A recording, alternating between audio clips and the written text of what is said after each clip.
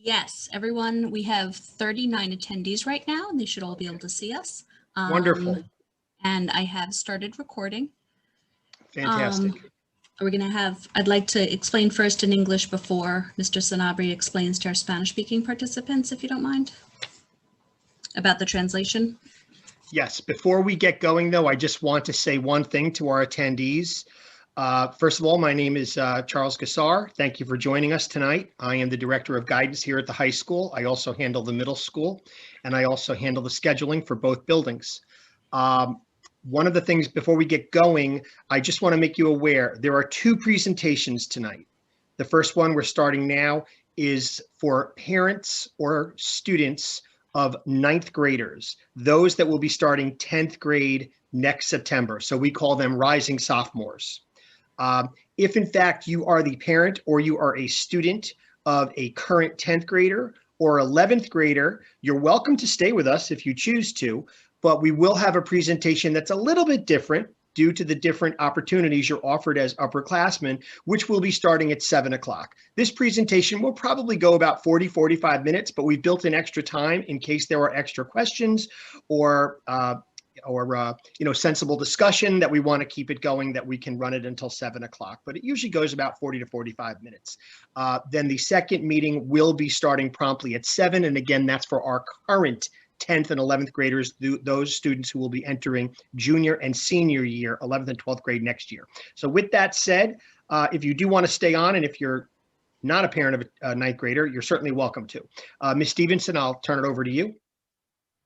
All right, I just want to let everyone know that we're going to be offering translation in Spanish for this session.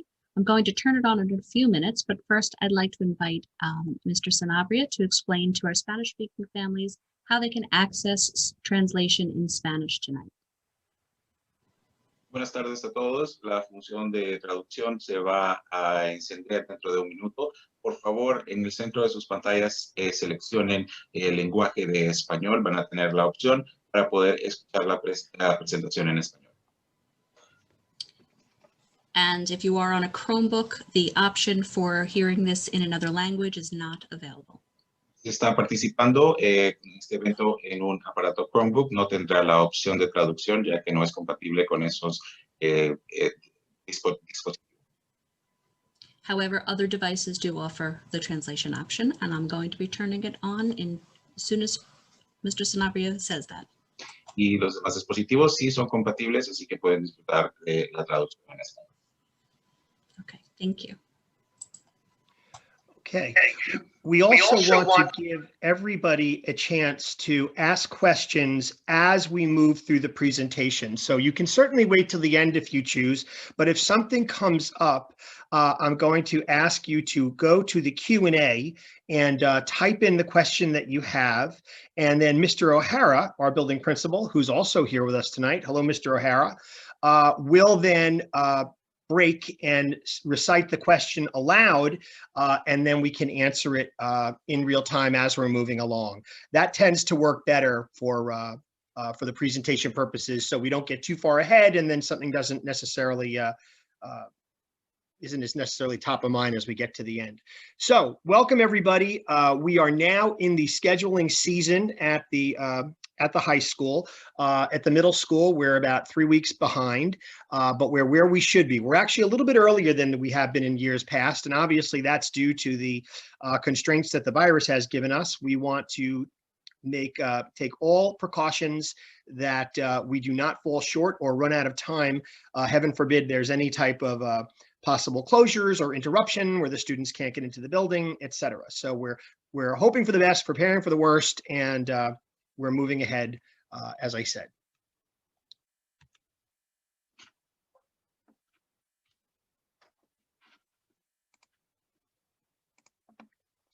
I'm going to speak a little bit about graduation requirements and specifically talking about our current freshmen or 9th graders. We follow the graduation requirements that are established by New York State.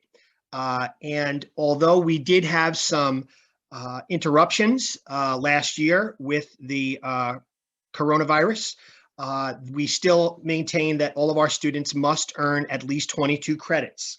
In New York State, there are generally two types of diplomas. There is a Regents diploma and obviously an advanced Regents diploma. You see on the screen, it lists all of the different subject areas where students must earn credit. We recognize courses as credits attempted and credits earned. All courses result in course credit. Students need to earn a total of 22 credits to graduate. Most all of our students graduate with far more than 22 credits because the way that it is built over the 4-year period that the students are in high school, we schedule them.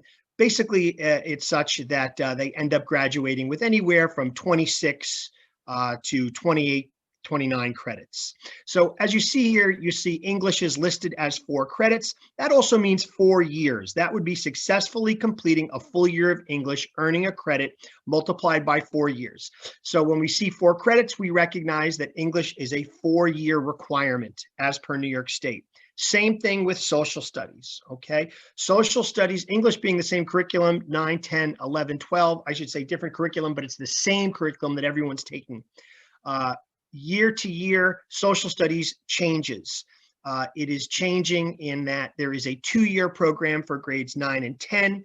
It is global history and geography. Students that were in 9th grade now will be completing global history 9. They'd be moving on to global history 10. And the Regents would culminate at the end of 10th grade. Incidentally, the Regents is strictly for the 10th grade year of study. So even though they took Global 9 in 9th grade, they will not be assessed for that material on the Regents at the end of 10th grade. Students need 3 years or 3 credits of math. There are different courses that can get them there. We'll get into that in a little bit. They also need 3 years of science. So between the math and science, our 9th graders, for the most part, are taking Algebra 1. Our accelerated students are taking geometry. Our students generally are taking living environment. Accelerated students would be taking earth science honors, or smart physics. And New York State has a world language requirement. All students must earn at least 1 full credit. Now, that is one of the courses that they could have taken in the middle school, as with the math and the science. And if they did, and they passed 7th grade and 8th grade, they would have received a 1 credit world language credit at the end of 8th grade. Students must also take art or music, a 1-year requirement. That is generally creative crafts for art. It can also be studio in art. And interestingly enough, there is 1 technology class that New York State recognizes as an art requirement. So they will give credit for design and drawing. So if a student was taking that, they would be on the track for technology courses, and that would satisfy their art requirement. Students will also take health, which is an every other day class or a half-year class. You'll notice it's a half credit. When we see 0.5 credits, half credits, that means it's a half-year course. And that generally would run alternating in between a science lab or a phys ed class. Students need 2 credits of physical education. It is a half-year course, meaning it runs alternate days every other day for the entire year. But New York State mandates that students take phys ed all 4 years of high school. So half credit times 4 is 2 full credits. And on the bottom, we have a general listing here of electives. Electives comes in all kinds of shapes and sizes and different courses. Students must have completed 3.5 credits of electives at the time of completing high school in order to graduate. So the bare minimum graduation requirements are 22 credits for the Regents diploma. And students have a series of required Regents exams. These must be passed with a score of 65 or higher. There are some outlier opportunities for students who do not score a level of 65, but those are the types of opportunities that we look as we move forward with a student's academic career. Our goal is to have everyone pass with a minimum score of 65, all the required Regents exams. Students will take an English Language Arts Regents. This is the Regents that culminates 3 years of English education. We offer this exam midway through their junior year. So Riverhead High School students would all be taking the ELA Regents in January, excuse me, not June, the course ends in June, in January of their junior year. And then they're given a second opportunity to take it again in June if they so choose to take it for a higher score, or if they were not successful passing it in January of their junior year. Students must pass one math Regents exam. There are 3 math courses which culminate in Regents. They are Algebra 1, which most students are taking in either 8th grade or in 9th grade. Geometry is the second math Regents. They're taking that in either 9th grade or 10th grade. And the final math Regents course that the state offers is Algebra 2. A couple of years back, it was called Algebra 2 and Trigonometry. It is now simply Algebra 2. That would be the third math Regents. I mentioned a little bit earlier, there is a global history exam. The students that are in 9th grade are working on that Global 9 now, but the exam will only be assessing the work they do in 10th grade. Moving along, all students must complete the U.S. History and Government course, as well as pass a June Regents exam. That is a 1-year course mandated. And students must pass 1 Regents exam in science. Those are the requirements for a Regents diploma in New York State. There are some different opportunities in how we can take those Regents exams, and when it comes to math and social studies and science, because there are more than one offered, there is some flexibility with that. But generally, students are taking ELA, algebra, global history, US history, living environment. Those are the baseline exams for the Regents diploma. Now, if you look to the other side of the screen, you'll see the advanced Regents diploma. And the credits have not changed. It is still 22 credits. However, there is a difference with the electives on the bottom. You will see 1.5 credits. And 1.5 credits meaning, what are we doing to substitute the other 2 credits? We're doing an additional 2 credits of world language.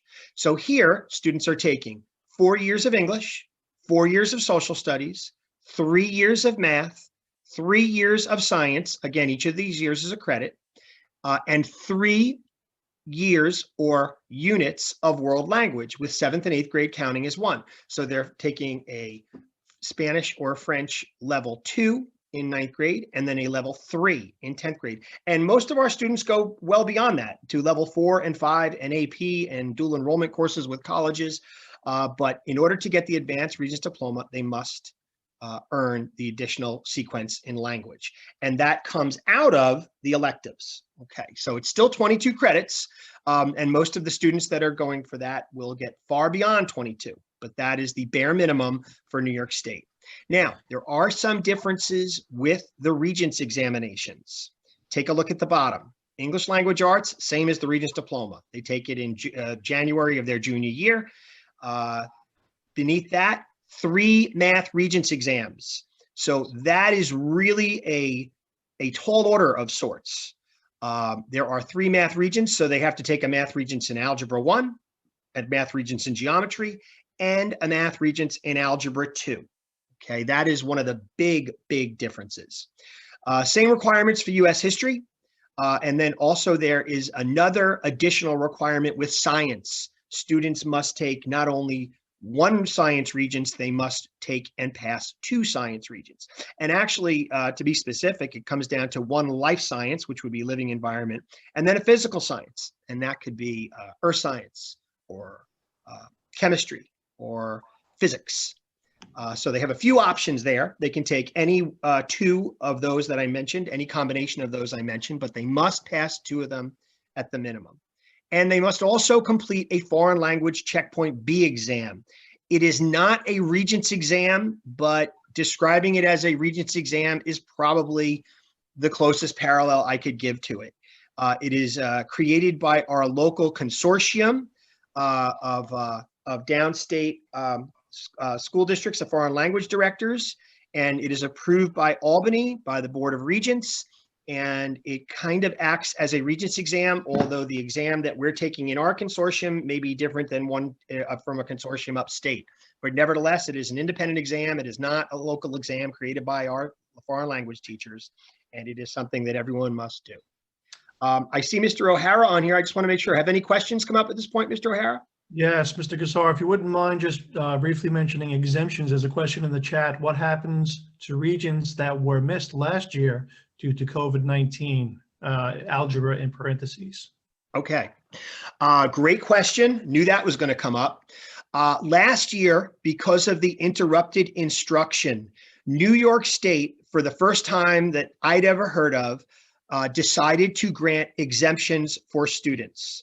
So they were quite lengthy in their requirements, but the gist of it was that if a student was in line to take a Regents exam in June of 2020, and they passed the class for the year, they were granted an exemption. So that does not mean a score of 65. It does not mean a score of 100. It means an exemption. And on the transcripts, we list an E for exemption. That satisfies the requirements as if they passed the exam. Now, if we had a student that took a Regents exam in 8th grade and was not successful in passing it and failed, and then retook the exam in January, which is traditionally when some of our students that are struggling to catch up can do retakes other than the English language arts, and they still failed it, they would have been given the exemption. Okay, so we have some students that pass the class, don't pass the Regents, they go into a preparatory class because they don't need to repeat the entire course. Those students got exemptions too. So we had some students that received no exemptions. We had some students that received as many as 3 and 4 exemptions, depending upon the course of study they were in and their historical performance. Any other questions? Bear with me 1 second here. Sure. Do any of the advanced Regents diploma credits have a cost out of pocket? For No. example, paying for college credits? No, no, they do not. The Regents exams do not. I think what you're referring to is called dual enrollment courses. These are courses that are taught by high school teachers, but if the students pay usually a nominal fee. We have articulations with Stony Brook University and Albany, State University of Albany. If the student pays the fee, they can earn college credit as well as getting high school credit. Now, let me just back up on that 1 second. There's no cost for taking a Regents exam. However, looking at a class like AP Language, which is really our premier writing course at the high school, that is taken by advanced placement juniors. Those students have to pay $95 to take an AP exam. That's taken in May. They are also sitting for the English Language Arts Regents exam that January. They have to pay for the AP exam only, not for the Regents exam. So even if they're in a course that does have college credit, such as an AP course, they would not be required to pay to take a Regents exam. 2 very good questions. If a student took 2 years of Latin in middle school and switched to another language in 9th grade, does it count as 1 credit, or are they essentially starting over in high school? How does it affect the foreign language exam required for the advanced Regents diploma? That is a very good question. The students would be earning their language credit. And as far as the Regents exam, they would have to be taking it later on. They could take it after they completed the 3rd unit. So they would still have time to take it, but they would be taking it later. They would not be taking the Regents, the Checkpoint B exam, excuse me, I shouldn't say Regents exam for world languages. I also know that Ms. Stevenson is on the call, and I know she's worked very closely with it. So maybe at the end of the presentation, if she wants to get into the specifics of exactly how we handled that, because we were originally told that students could not switch languages and get the sequence credit. However, she tirelessly, going back and forth with New York State, was basically able to foster a conversation where there was some give on the state's part. And I will let her speak to that specifically, because those were conversations that I was told from her, but I was not a part of. But let's save that towards the end, because that's kind of a tangential discussion. Mr. Gassar, do Regents exemptions still contribute to the Advanced Regents Diploma? Absolutely. If a student has a Regents exemption, that will be applied towards their Advanced Regents Diploma. And I would also like to point out that it will also point towards their mastery seals. If a student receives an 85 or higher on their Regents exams, New York State gives them a mastery seal. So if in fact the student took the Algebra 2 Regents and got it, or didn't take it because they had an exemption, but passed the class, that would still be applied for their mastery seal. So they do not lose anything. There is no loss of opportunity by taking an exemption. Now, we do have some students that may take an exemption, but then decide at some point, they may want to pass on the exemption and take it for course credit. But once you accept the exemption, you cannot go back and take it for a grade. Does being exempt from a Regents exam affect the ranking senior year? No. The only difference is that the Regents exam is not factored into the final grade. Therefore, that could work either way. Because it's not being factored into their final grade, that could work to their benefit or it could work to their detriment, but it is not scored individually towards the rank. It is part of the cumulative grade for the course. So they're getting a they're getting a final grade over 4 quarters as opposed to 4 quarters and a Regents exam. And the Regents exam would basically count as a 5th quarter. They're 20% for each of those different breakpoints. Is SLA 1 considered a foreign language credit if their child is not Spanish speaking originally? If they're not of the Yes. Spanish? Yes. Mr. Gassar said yes. Okay. Okay, so I think we've pretty much gotten through the graduation requirements. It is something that I always like to start off with. And I will also say if any other questions come up at the end of the presentation, please feel free, jot it down. We'll certainly take it. And if something comes up after we conclude, you can certainly send me an email tomorrow. Thank you. Moving ahead.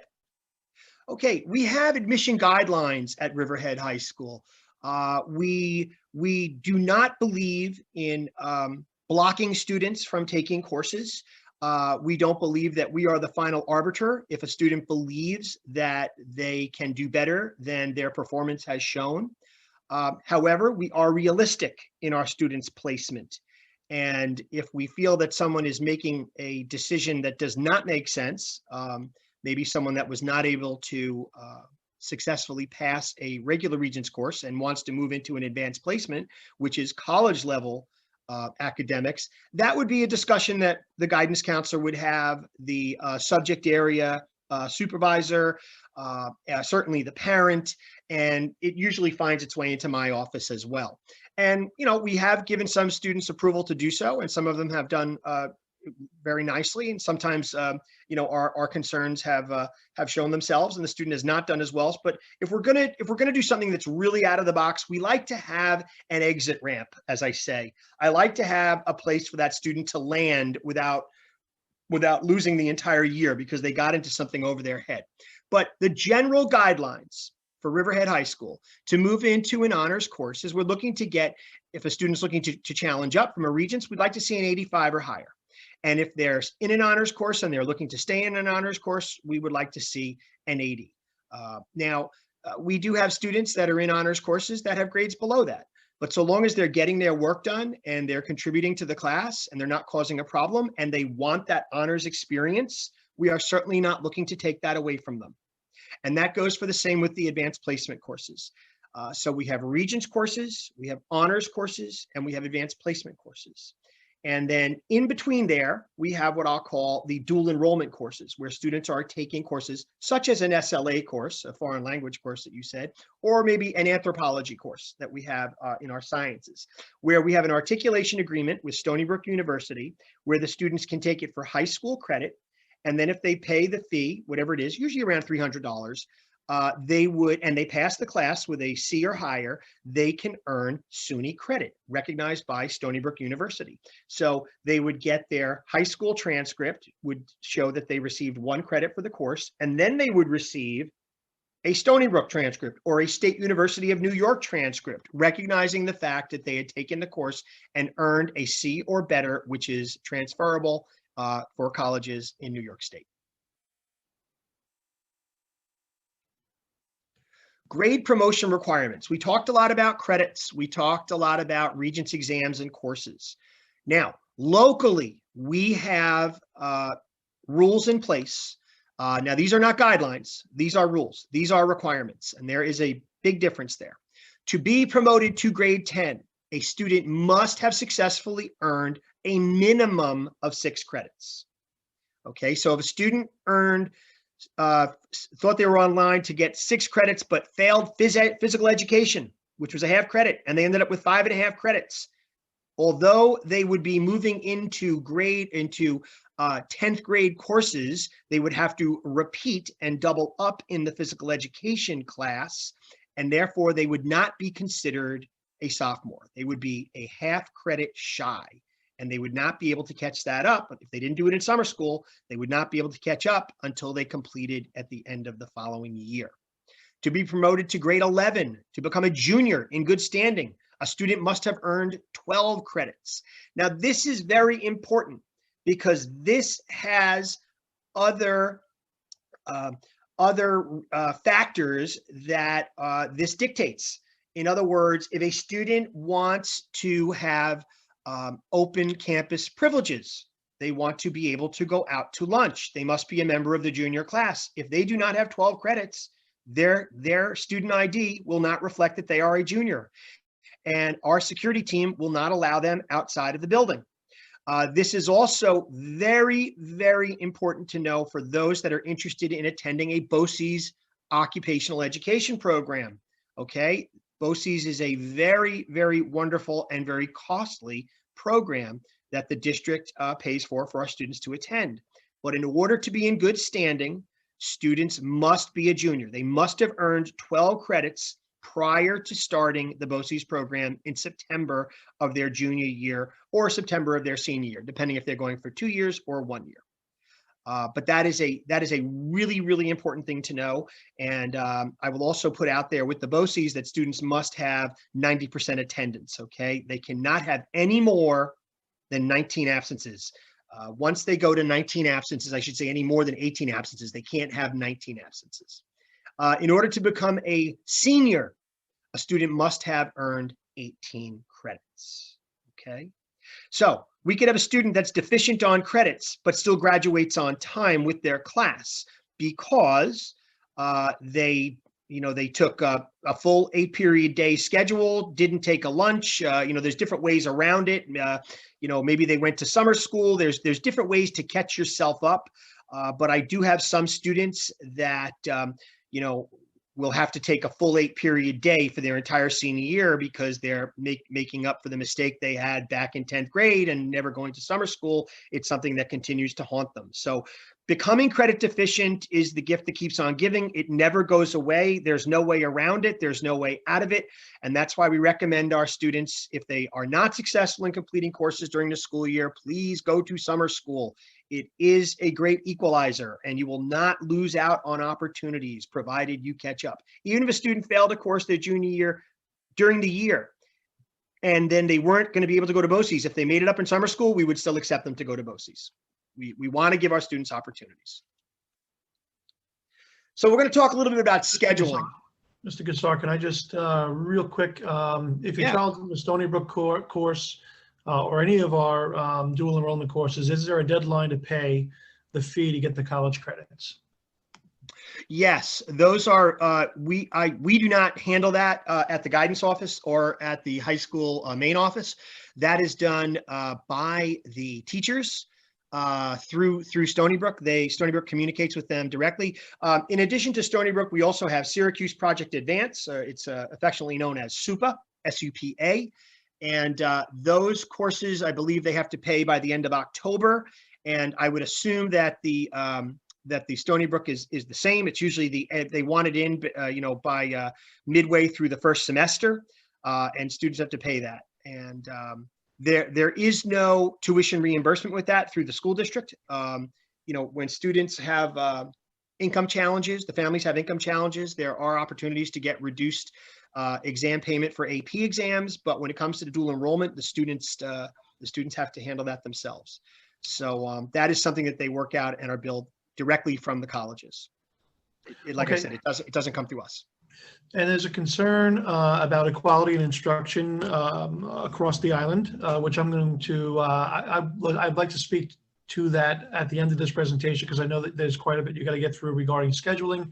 But to the parent who had the question about equality in education across the island, or the United States, actually, with all the different educational platforms that are currently out and about, I will address that, and I will speak to that at the end after we get through scheduling. Thank you. Okay, so the scheduling timeline, as you can see, we are underway. Okay, so starting this week, academic subject area teachers started to make course recommendations for their current students. This is a little bit earlier than usual, probably about 4 weeks early. We don't even have second quarter grades yet, but we need to get a baseline moving. So the teachers, as I write this, the window is open for teachers to be submitting recommendations for where they think the students will be best placed for next year. And that is for math, social studies, science, English, and world languages. But please keep in mind that the course requests are subject to change. We are open to adjustments, okay? And we will consider adjustments through the end of May. So what we're putting together now is really just a baseline so we can start to build our master schedule. And then they will be shared with our families in late March. We send home a mailing, an actual mailing, not an emailing. We actually send home a paper mailing with a course request letter, which has all of the courses that the students were recommended for, as well as the electives that they chose themselves.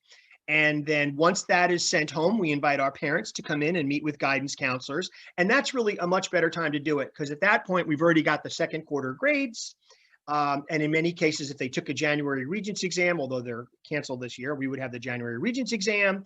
But we're now getting more into halfway through the third quarter. So it's a more accurate assessment of the students' performance.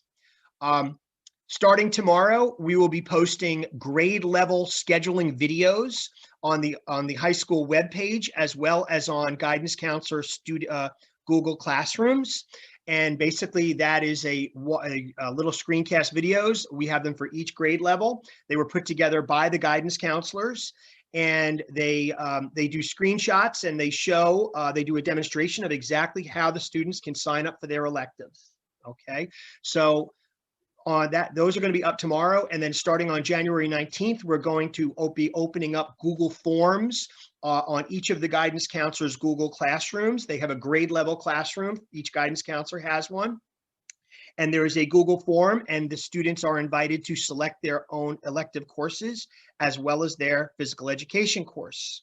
And then in addition to that, starting on January 20th, running through February 27th, on virtual Wednesdays, we have student scheduling meetings, virtual meetings, because the students have no classes that day. We do not want to interrupt instruction during instructional days. So we are taking over Wednesdays, and students are going to be assigned a time and day with their English class. And this is we used to do scheduling like this up until last year, where we would bring the students down to the guidance office in person and we would have scheduling meetings with them. Well, now we're calling these open campus meetings. And through the open campus meeting, the students can ask questions about scheduling, graduation requirements, career direction, Regents examinations, outside programming, as I talked about, like Boces programs, or perhaps the Suffolk Community Early College program.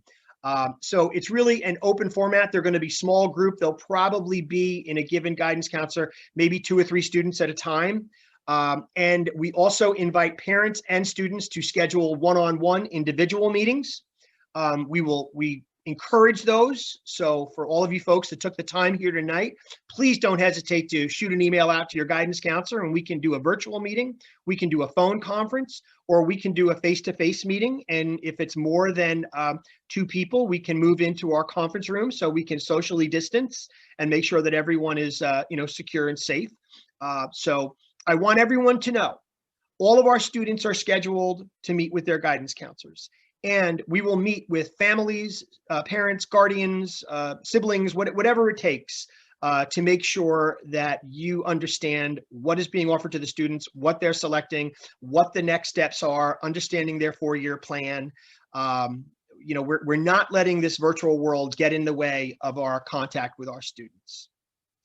And so we will be running them on Wednesdays. It's going to be January 20th, January 27th, February 3rd, and February 10th. For 4 weeks, we're doing those. And then we're open straight through April to be meeting with families and to be addressing course requests. So then the goal is for March 22nd to have those course selections mailed home. And that's when we're going to invite you in to have discussions. So you can certainly contact the counselors if you have questions now. You can contact me, consider me your second guidance counselor. But you may want to hold off till March 22nd, because at that point, you'll have something tangible. You'll have the recommendations from that the teachers put forward, as well as what your children selected. And you can make those selections with them, of course, filling out that Google form, which should only take a couple of minutes. It's actually very, very simple to do. That's the time frame of what we're looking to do. And this is also detailed in the parent letter that I have posted on the high school and guidance web pages. Okay, if you went on there tonight to get the Zoom code, there was a link for the parent letter, and everything I just described is listed in that letter. So I would invite you to go back and read it if you haven't had a chance to as of yet. I'm leaving it up there. I'm going to leave it up there for at least the next month. Okay, we're going to get into some course offerings, and I'm not going to get too specific as far as what the courses are all about, but I want everyone to know these are courses that as 10th graders at Riverhead High School, you would be eligible to take. Now, some of them require prerequisites, meaning you have to have taken a course prior to this as a pre-requirement course in order to allow you to do it. But students that have taken Studio Art or Creative Crafts 1 could be taking Studio Art, Drawing, Painting, Creative Craft 2, Advanced Ceramics, Photography, Digital Filmmaking, and then our 2 college level AP Studio Art class or AP Art History. Those are the art offerings for our 10th graders. Obviously, most of them do have prerequisites with them. And if you go to our course offering booklet, which I hold up right here, it is online on the guidance webpage. It is on the link on the left-hand side. It is the 2021-2022 course offering booklet. And if you click on that, you can see all of the different descriptions for every course I discussed tonight, as well as if there is a prerequisite involved, and is it a full credit course, a half credit course, etc. We have a thriving and growing business education program at the high school. And for our 10th graders, there would be 3 courses that they would be offered. The one would be Career and Financial Management. And the way that usually works is it usually runs as a half-year course. And then that piggybacks to the Digital Generation, which is more of a web-based internet course, internet marketing, etc. And that would be again for the full year for the second semester. We also, depending upon where the student interest is, we do reserve the right to make those alternate day courses where they would run A days versus B days. But what we try to do is everyone that's in career and financial does that for the fall or the spring, and then conversely does digital generation the fall or the spring, again, butting up with a 2, each of them a half credit course culminating in a single earned credit come June. And then we have our marketing course, which is a full credit, full year course for business. English electives. This year, we're offering the same electives that we offered last year. And that is going to be journalism, creative writing, public speaking, dramatic literature, literature of the supernatural, film, women's history and literature, and communication writing. All of these are half credit courses, okay? So a student could take 2 of them. They could take 1 of them. They do not count as English graduation requirements.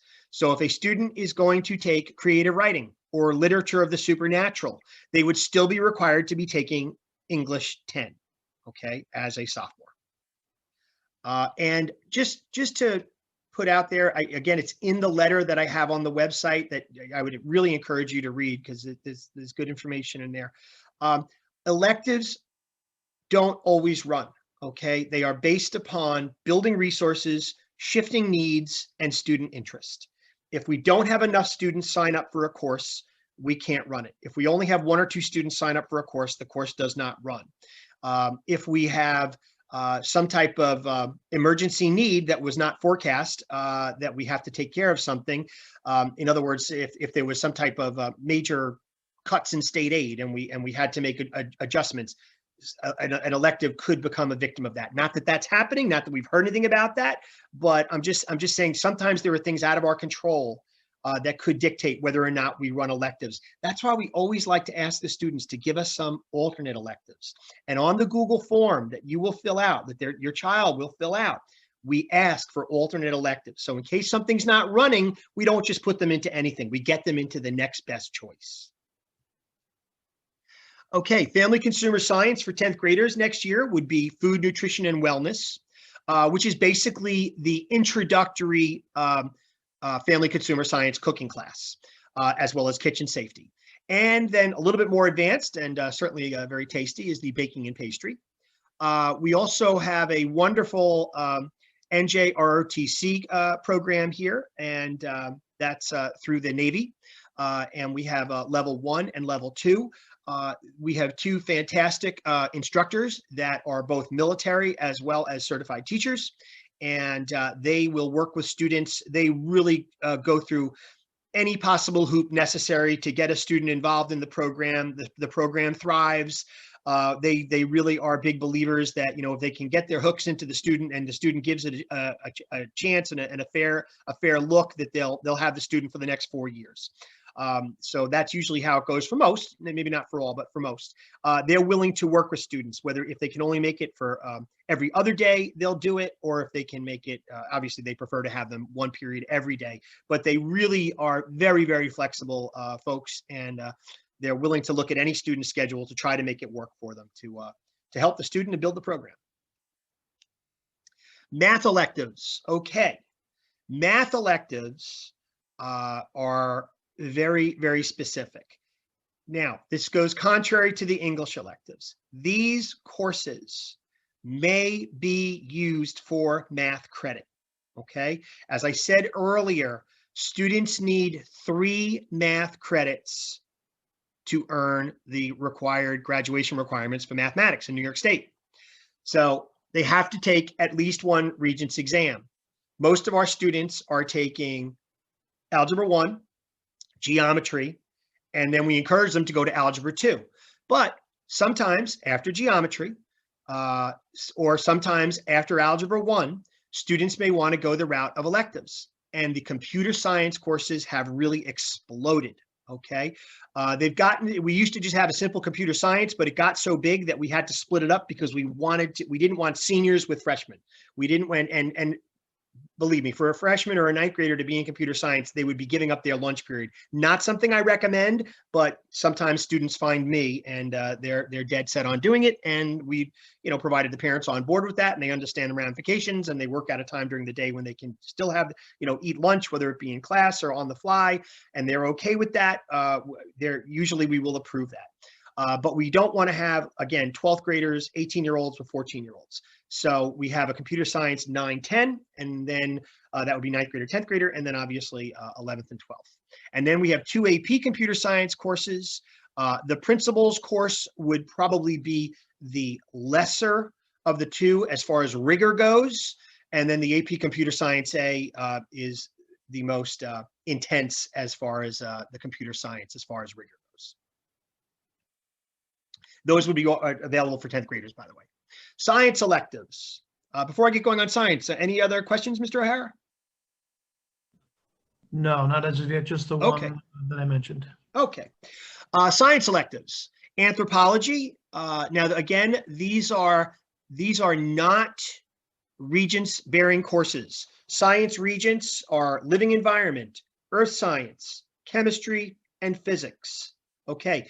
Beyond those 4 courses are what we call electives. These can be used for science credit. Students must earn 3 science credits in order to meet the graduation requirement for science as per New York State Education Department. Anthropology, that is a Stony Brook dual enrollment program. A student could take that course, earn high school credit for it, pay the reduced fee to Stony Brook University, which is about $300. It might be $330. It's right in that range. I'm not sure which one. And they could earn the SUNY credit. They can also take forensics, marine bio, astronomy, environmental science, prevention of athletic injuries, and a science research class. Those other electives are not dual enrollment classes. They cannot get Stony Brook credit, but they can earn high school credit. And none of those courses have a lab attached. So when you have a science class without a lab, that opens up more room for other electives and other programming options. Something to think about. Social studies electives. African American history and literature, that is an alternate day class. We run it either A days or B days throughout the year or for 1 semester. Council for Unity, same thing. Criminal justice, same thing. Psychology and abnormal psychology, these run together.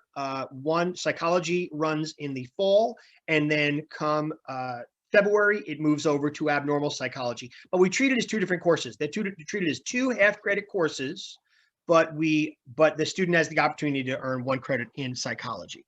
And then we have the history of Long Island, which started a few years ago and has become incredibly popular. That is a dual enrollment course, a Stony Brook University course. Social studies courses, because the state requires 4 years, like the English, cannot be used for graduation requirements to meet English graduation requirements. They are elective requirements. Okay, same thing with the English, because as I told you earlier, those are the 2 subject areas where students have to take it for 4 years. So the students have to take Global 9, Global 10, US History, and Social Studies 12, which is a half year of economics and a half year of participation in government, or civics for those. And again, if you want greater detail, I'm going to recommend you go to the course catalog, which is on the guidance website on the left-hand link. Just click on course offering booklet.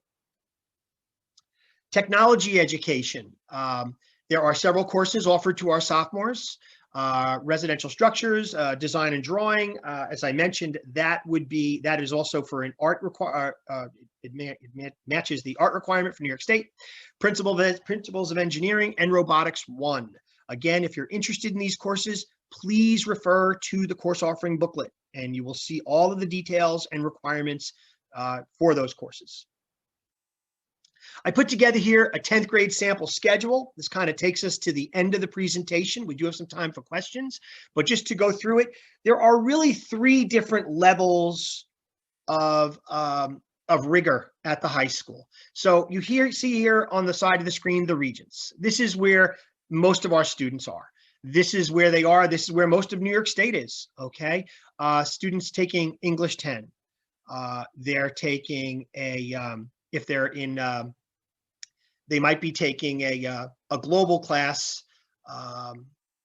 which they would be then taking the Regents exam in, in June. They would have a lab science class. Traditionally, that's going to be earth science. There's a science lab that alternates with phys ed. We recommend and schedule all of our students for a period of lunch every day. We do have some students that choose to come out of lunch, but we do not recommend it. Most of our students that are in world languages are taking level 3. Okay, the level 3 class is where that checkpoint B would be, which is that local regents. I shouldn't use the word regents, but I do because it's easier for everyone to understand. It's through the local consortium. They would have a math class. Traditionally, that would be geometry, and they would have one period of an elective.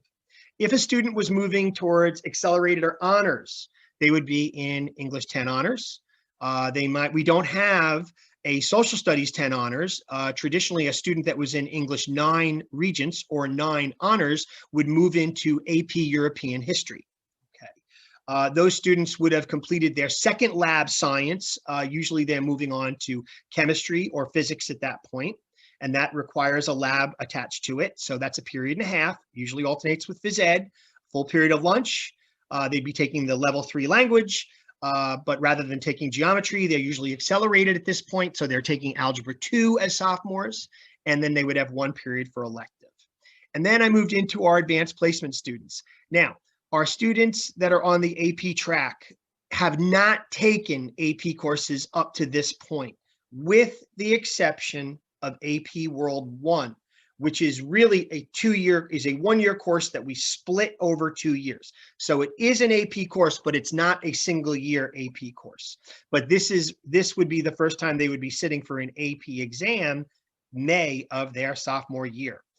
So moving along, English 10 honors, they would take the AP World 2, which is our most rigorous social studies offering. They would be taking chemistry honors, AP physics. Again, that would be their first AP science exam. They would be taking a science lab with that, alternating with physical education, full period of lunch, the world language level 3, which culminates in the checkpoint B, the consortium exam in June. And they would also be taking algebra 2, which also that would be their third algebra regents exam, so that once they complete that in 10th grade, in 11th and 12th grade, they could be looking at pre-calculus and then possibly AP calculus if they're real math scholars. And then it also gives them a single period for an elective. Okay, and this is really, this coming year for your students, it's important to remember that for many kids, this is really the last pure year of high school. And when I say pure year of high school, I mean that once they move into 11th grade, things are going to change. They may have an 8-period day in the confines of Riverhead High School, which is great. But they will start to notice a significant number of their classmates are going to be leaving campus in the morning or the afternoon to attend Boces programs as opposed to taking electives. There's going to be students that are taking a bus over to the Eastern Campus for Suffolk Community College, where they're part of the early college program, which is something that students are invited to test into at the end of their 10th grade year. So that's something a year from now we could be having that discussion about. And so this is the last year where the entire class is all together in the building. Not to say that many students don't stay within the building, but it will start to break up as students start to explore different opportunities. And we really offer fantastic groups, a number of opportunities, and different groups find their own paths. So this is really a really critical year, 10th grade, because it sets the stage for programs for the first time outside of the building. That will come to them in 11th grade, provided they're in good standing, provided they've earned the credits necessary, and provided they pass their courses and they don't have any attendance problems. So with that said, that's going to sum up our presentation tonight. We've still got a couple of minutes if anyone has any further questions. And I always want to put out there, I will put this up on our website if you want to refer back to it. Okay, I believe we're recording this tonight. So if you want to go back and hear what I had to say, you can check that out. We should have it up there, if not by tomorrow, certainly by the following morning, but probably by tomorrow. We're pretty good about getting it up. It'll be up on the high school webpage. And or if you just have a quick question, you don't want to talk tonight, or you want to pick up the phone and call me, I'm in all week, and I'd love to hear from you, and I'll be happy to walk you through or have an email conversation back and forth, whatever you need. Are there any questions at this point, Mr. O'Hara? Yes, I just wanted to. I can't hear you. Sean, you're muted.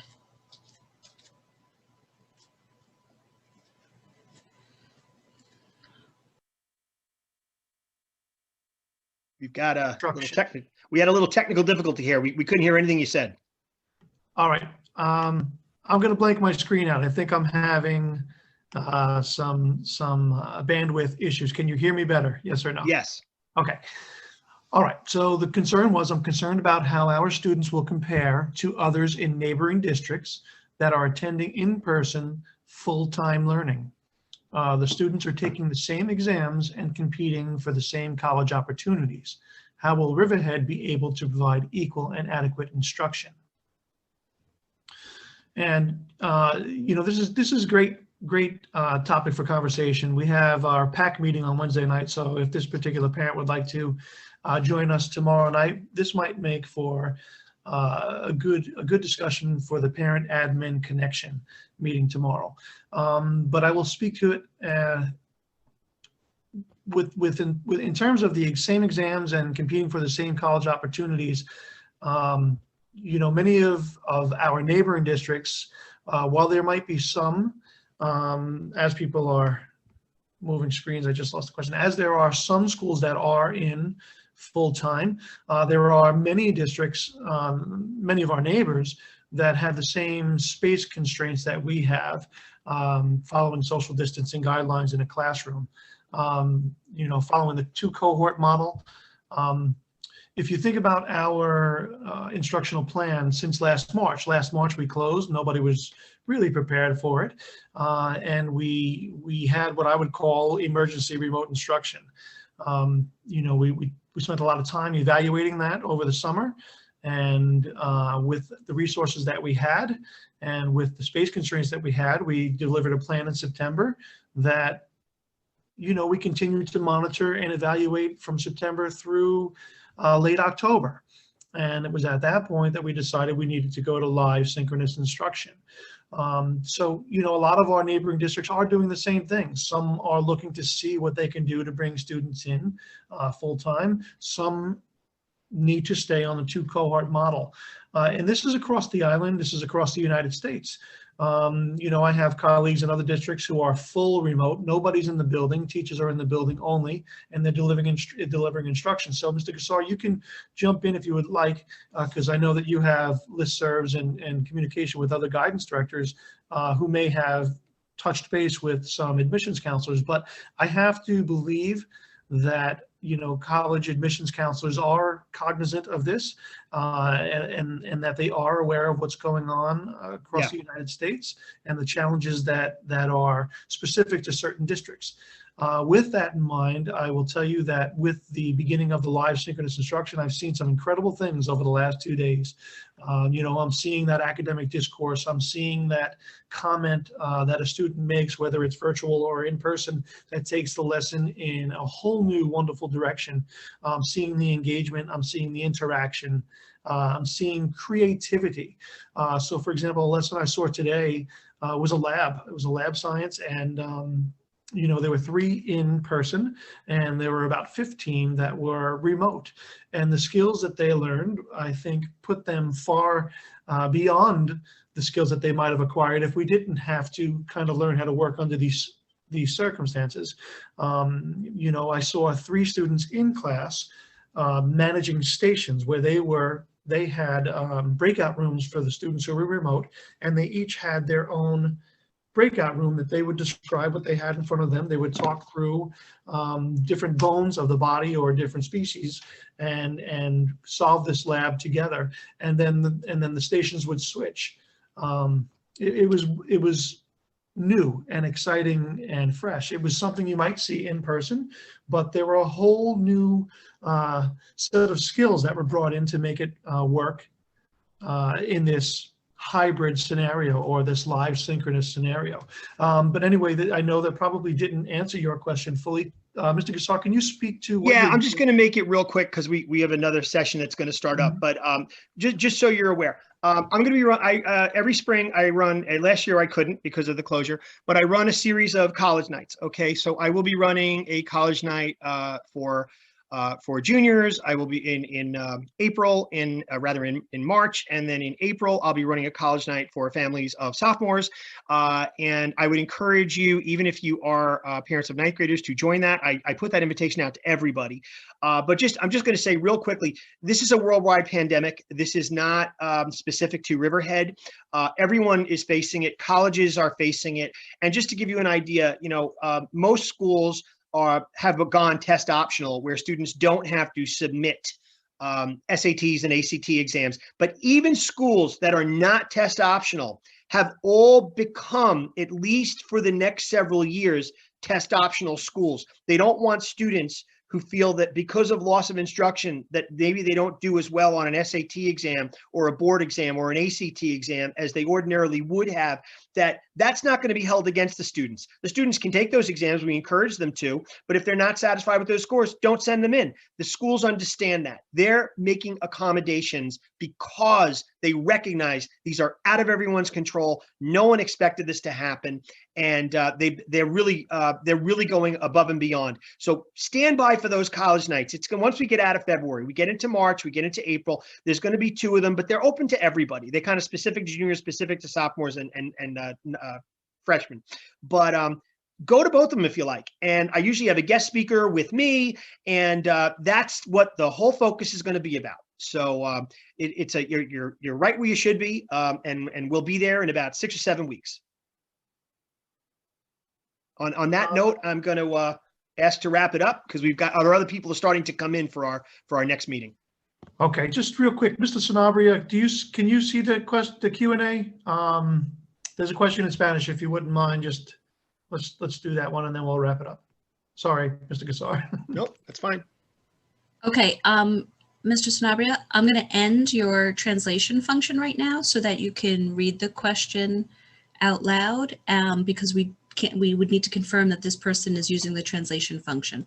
So I'm going to end translation and then you can speak to the group. Sounds good. Okay, so the parent asked, good afternoon, everyone. What would I do for the orientation of my daughter that was in the French educational system, and she joined the American educational system in 11th grade? Thank you. So I think she's saying that she's coming from France and she joined 11th grade and she's in. I would recommend, if it hasn't happened already, to have a meeting with the guidance counselor. I'm going to assume that they did have it.